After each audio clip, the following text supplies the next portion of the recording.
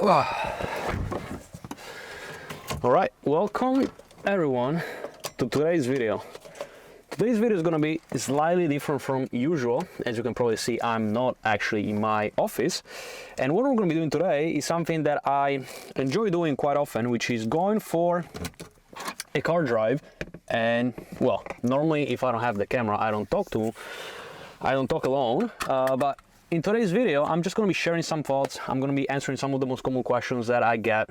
And yeah, I think it's going to be a nice format. If you guys will enjoy these type of videos, I'll be more than happy to bring more. So without wasting any time, I'm just going to enjoy the first sip of coffee. And what I will do is I will just give a quick overview of what we're going to be talking in today's video. So in today's video, the first thing that I'll be talking about will be what to do when an ad account gets disabled, or what to do when your Facebook profile gets disabled. Then after that, I'll be talking about the elections. I know it's a bit late. I don't know exactly what day is it today. I would have to check. But since a lot of people have been asking me what should you be doing when election times comes around, or when you get closer to Black Friday or Christmas, mainly because they see that the costs are generally going up. So I'll also be talking about what are some of the best solutions and best practices for these type of events. After that, I want to talk a little bit about how to validate an offer and what is the difference between validating an offer organically and what is the difference between validating an offer with paid ads. And then after that, I will also be talking about some of the most common mistakes that I see people make when it comes to acquiring clients. And again, I'm not sure how long you've been following me. Maybe it's the first time that you see me. Now, to give you a little bit of context, I run a marketing agency and I help coaches, experts, agency owners, and really anybody that sells a high ticket offer through a call. And what I do is I basically create and design all the funnels. And by me, I mean me and my team. Of course, I'm not the only one doing that. Otherwise, it will be a little bit too much work. But yeah, we design, build funnels, we run paid media, whether that is Facebook, Instagram, YouTube ads, Google ads. And then we also track all the data and consult clients on the sales process. So the mistakes that I will be talking about later on are mistakes that I see people making all the time. Doesn't matter if the people that I work with are making 10K per month, 50K per month, 100K a month. I can guarantee you that some of those mistakes, even people that are making 500K per month, are still making those mistakes. So let's actually start with the first topic, which is disabled ad accounts, disabled profiles. A very common problem that a lot of people have, especially if they run a coaching business, and especially if they run a coaching business where there are some sort of financial claims. Could also be related to health or fitness. You also have some of those issues, but a lot of times if you run an offer that has some sort of a financial claim, that's where you're going to be having most of the problems. Now, again, I'm not sure who is going to be watching this video, so I don't know if you are a beginner when it comes to paid ads. I don't know if you have a lot of experience. So I'll be giving some solutions and some suggestions for both segments, whether you're a beginner or whether you are a little bit more advanced. So if you are a beginner, most of the times the problem that I see is that maybe you have been running ads in the past, maybe you launch a couple ads here and there, maybe you're even doing drop shipping or e-commerce in the past. That's actually something that happens quite often. And then when you want to launch ads, you go to your business manager, you go to your ad account, you want to launch a campaign, and then you realize that you are banned. Well, first of all, it happens quite often, so don't really worry about that. And my suggestion in this case, before you even think about hiring an agency account or working with an agency account, which is something that I'll be talking to you in just a second, the first thing I would do is I would just, if you have a banned business manager, for example, I would just create a new one. I will create as many ad accounts as possible. And of course, in the beginning, you're going to have a limit on how much you can be spending. Probably is going to be like $50 per day. Some cases it can be a little bit higher, some cases it can be a little bit lower, but you have restrictions when it comes to the ad spend. Now again, if you're a beginner, you don't really care about that. You're unlikely going to start with $1,000 a day budget, $2,000 a day budget, so it's not really a problem. So that's what I'll be doing. Now, if the problem is actually the Facebook profile, what I will be suggesting is just use the Facebook profile of someone else that you know. Ideally, someone that lives close to you. So could be a family member, could be your girlfriend, could be a friend. Doesn't really matter. Just use their profile and create a new business manager. Now, one thing that I would not suggest is use a profile from someone that lives in a completely different place. So let's say that you are in the United States and you ask your aunt to use her profile and she lives in Thailand. Well, I can pretty much tell you that the profile is going to get banned very fast because the IP addresses from you and from your aunt are completely different. So that's not something I would be advising. And if you have problems with the Facebook profiles, if you have problems with the Facebook ad accounts, you maybe create new ones, you still have problems, you create a new Facebook profile, you have a problem, then my suggestion is, especially if you have a little bit of budget, just work with an agency account because it's going to save you so much time. Looking back, and again, just to give you some context, I don't remember exactly if it's 5 or 6, but I've been running my agency for 5 or 6 years. The first time that I got banned from Facebook, it was 2 years into the business. And at that time, I thought that was going to be the end. I thought that was going to be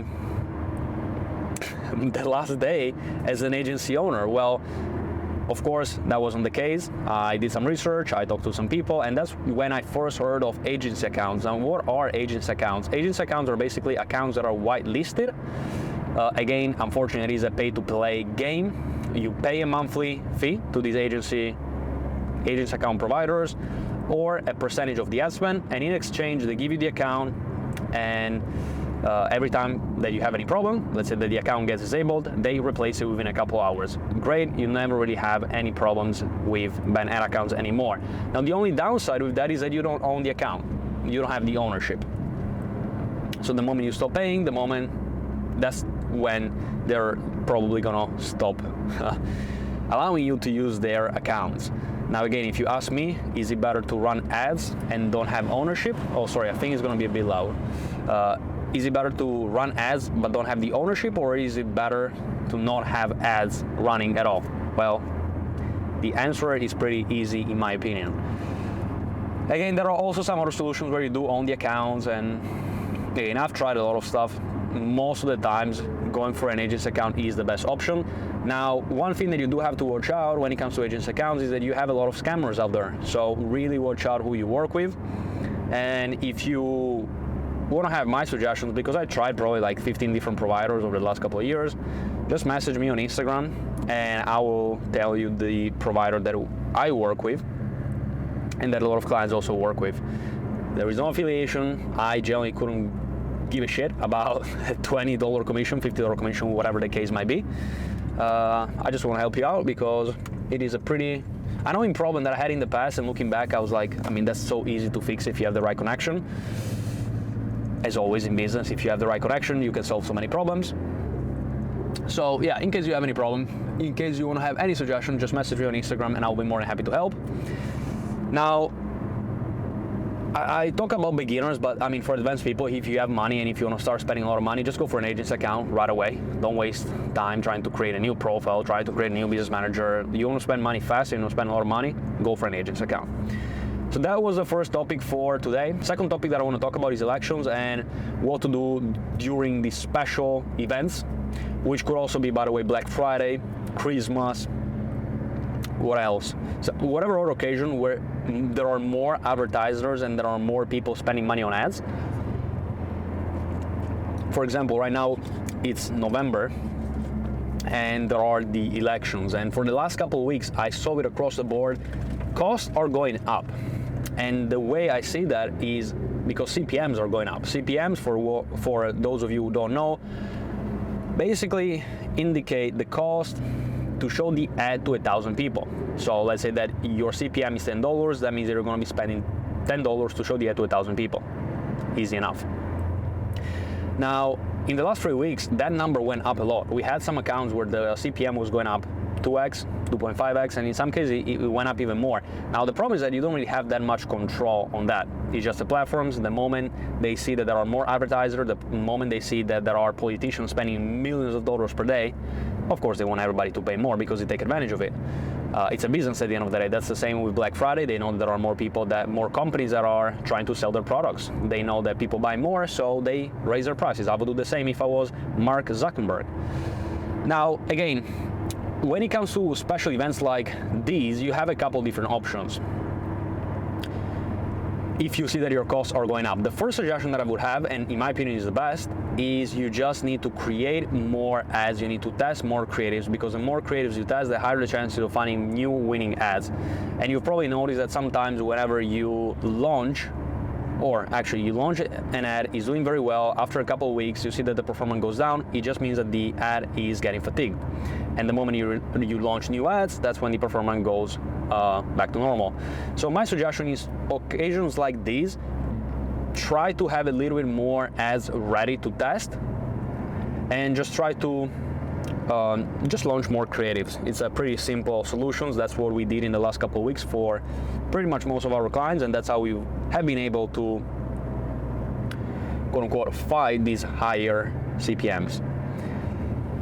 The second option that you have, but again, it depends if it's something that you want to do or not, you can just momentarily decrease the ad spend. So if you know that we're getting closer to the elections and you see that your CPMs and your costs are going up, and you see that even by launching new creative is not making that much of a difference, then in that case, just momentarily decrease the budgets, and then as soon as the elections are over, or as soon as Black Friday is over, just ramp the budget up again. Again, in some cases it can be done. In some cases you might need more calls and you might need a higher volume, so it cannot be done. So again, just look at your personal situations and then make a decision based off of that. Fourth topic that I want to talk about, and by the way, it's going to be a funny video because one, I'm pretty much running out of gas, and two, I don't really know where I'm going. I'm kind of free-flowing it. So if we end up in the forest, it's going to be a fun video. It's also getting darker. But going back to what I was saying, which by the way, this coffee is amazing. Now, I'm not gonna lie, there was a little cut. I needed to check my phone to see where I was, because I did get lost. But going back to point number 3 that I wanted to talk about in today's video, which is validating an offer.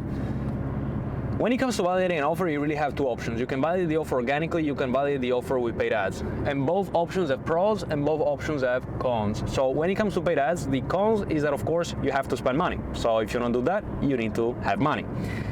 The pro is that you can move really fast. You can launch a new campaign and you can tell most of the times within a couple of weeks if the offer that you want to sell has demand. The other method, which is the organic one, and by organic I mean cold emails, cold calls, cold DMs, organic marketing. The pro is that it's free. You don't, kind of free. Of course, there is always some sort of cost involved.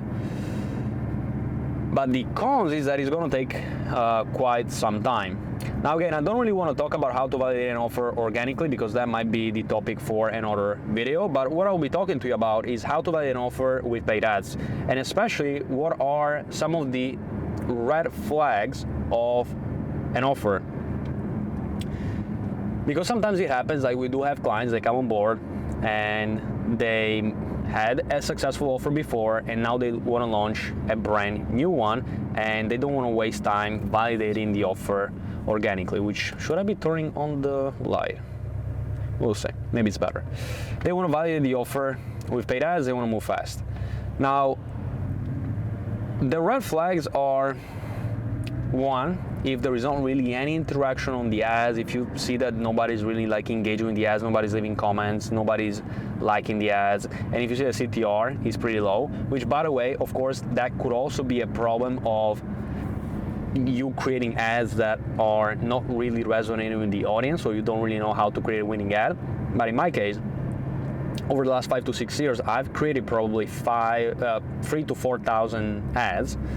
So I really have a good system on how to create a strong hook, how to create a strong body, how to create an ad that resonates with the target audience, how to do market research and all of that. So if I launch a new round of ads for a client and I see that from the beginning they have low CTR, they don't really have any engagement, to me that is a red flag, because I know how to create an ad. I can tell right away if an ad is resonating with people or not. So if you launch an ad and you know how to create a good script and you see that there is not really that much engagement, there is not really that many people clicking on the ads, you see the CTR is low, then most of the time that is a pretty bad sign. Now again, that could be one red flag. My suggestion is you need to look for multiple red flags. So again, if you think about one of the most common funnels is the usual VSL funnel, or the webinar funnel, the workshop funnel, or even the lead form funnel. And basically, if you look at the process, you have the ad, then you have the opt-in page, then you have the VSL itself, and then you have the shop rate. But that's more to do with the sales process. But if we have to look at the first 3 steps, okay, the ads. If you see that you tested some ads, you did your testing phase, there is not really much engagement on the ads, the CTR is pretty low, okay, that's the first red flag. Second red flag is the opt-in. So let's say that you did a few different tests and you split tested a couple different opt-in pages, but the opt-in rate is still low. Okay, that's another red flag. Then you look at the VSL. Is the VSL converting enough people? And again, when it comes to KPIs, just to give you a little bit of context, most of the times what we look at, both with B2C clients and B2B clients, is CTR. We're always looking for a CTR that is above 1%. Opt-in rate, we're looking for an opt-in rate that is ideally 20 to 40%, in some cases even higher. And then for the VSL, we're looking for a conversion rate that is around 10%. So if we get 100 leads, ideally we want to have 10 calls booked. Now again, that depends if the client has a team of outbound dialers or not. If you do have a team of people that are going to do outbound on people that are opting in, then of course the booking rate and the conversion rate of the VSL will be higher. But 10% is like a good metric that we normally want to use. So if you see that, again, maybe you tested even like 2-3 different VSLs, and once again, even in that case, not enough people are converting. Again, red flag with the ads, red flag with the opt-in rate, red flag with the VSL conversion rate. Most of the times, like, the offer is not really going to sell. You can keep changing it, but like if the data is just completely off, then again, you either need to make changes to the offer, or for you, paid ads might not be the most suitable option for your offer. So that was point number 3, which is validating an offer. Final point that I want to talk about, and I will have one more sip of coffee. I don't know, by the way, if it's too dark. I hope it's not too dark. Final point that I want to talk about are the mistakes. So what are some of the most common mistakes that I see people make? So there are probably two big mistakes that I see a lot of people make, and I'm telling you, I see people making these mistakes at 10K a month, and I see people making these mistakes at 500K a month.